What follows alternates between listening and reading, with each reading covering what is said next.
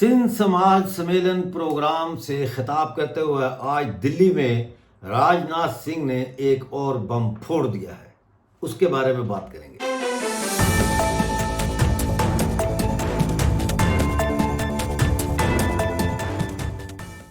जी तो व्यूअर्स, इससे पहले कि हम अपना प्रोग्राम शुरू करें, पहले ये वीडियो देखिए। आज सिंध की भूमि, मेरे बहनों भाइयों, यह भारत का हिस्सा भले ही न हो, लेकिन सभ्यतागत रूप से सिंध हमेशा भारत का हिस्सा रहेगा। और जहां तक जमीन की बात है तो बॉर्डर्स तो बदल सकते हैं, क्या पता कल को सिंध भारत में फिर से वापस आ जाए। क्या पता कल को सिंध भारत में फिर से वापस आ जाए। जी साथियों, आपने ये वीडियो देख लिया। राजनाथ सिंह ने ये कहा है कि हो सकता है कि एक दिन सिंध भी वापस भारत में लौट आए, और क्यों नहीं। सिंध की धरती हमेशा से भारत के उस हिंदुस्तान का हिस्सा थी जो अंग्रेज़ों ने जिस हिंदुस्तान पर कब्जा किया था, और पार्टीशन के बाद सिंध जो है ये अलग हो गया। दोस्तों, आपको मैं ये बताऊं कि ये बात असल में एडवाणी जी ने की थी और राजनाथ सिंह ने उनको कोट किया है। उन्होंने कहा कि सिंध की धरती भले आज हिंदुस्तान का, भारत का हिस्सा नहीं है, लेकिन सरहदें बदलती रहती हैं और कुछ पता नहीं कि आने वाले वक्त में सिंध भारत में लौट आए। ये बहुत बड़ा बयान है। उन्होंने आगे कहा, एडवाणी साहब का हवाला देते हुए, कि कई हिंदू ऐसे हैं जिन्होंने आज तक सिंध की हिंदुस्तान से अलहदगी को तस्लीम नहीं किया। ना सिर्फ सिंध में बल्कि पूरे हिंदुस्तान में हिंदुओं ने हमेशा सिंधु नदी को पवित्र और सेक्रेड और मुकद्दस जाना है।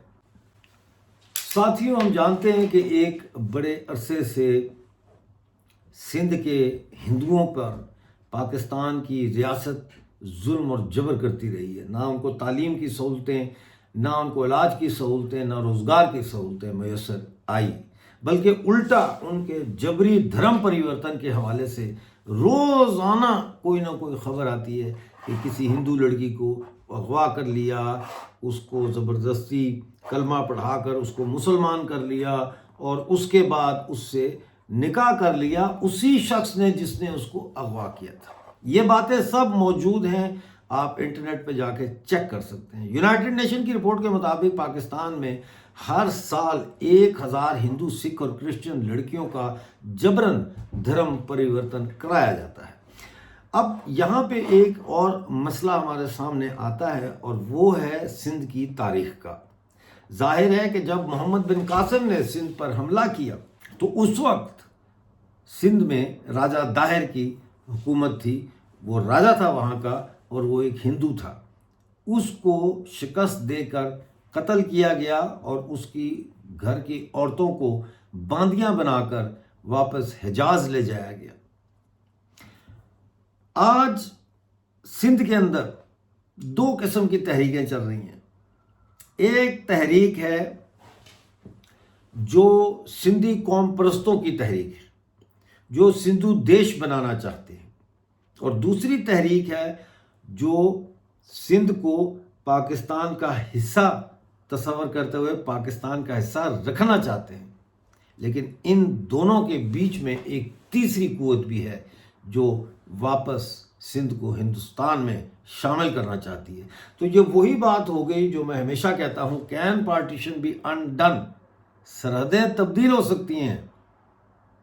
आज का सिंध जो पाकिस्तान के जुल्म और जबर का शिकार है, पाकिस्तान की लूट मार का शिकार है, ये कल को एक खुशहाल और आगे बढ़ते हुए तरक्की याफ्ता हिंदुस्तान में क्यों शामिल नहीं हो सकता। फैसला करना है अवाम ने।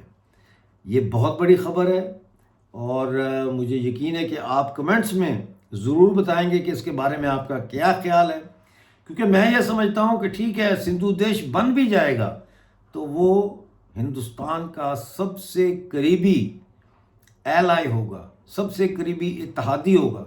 ना सिर्फ इत्तेहादी होगा बल्कि तजारत के हवाले से भी भारत का एक बहुत ही अहम رول ہوگا سندھو دیش میں۔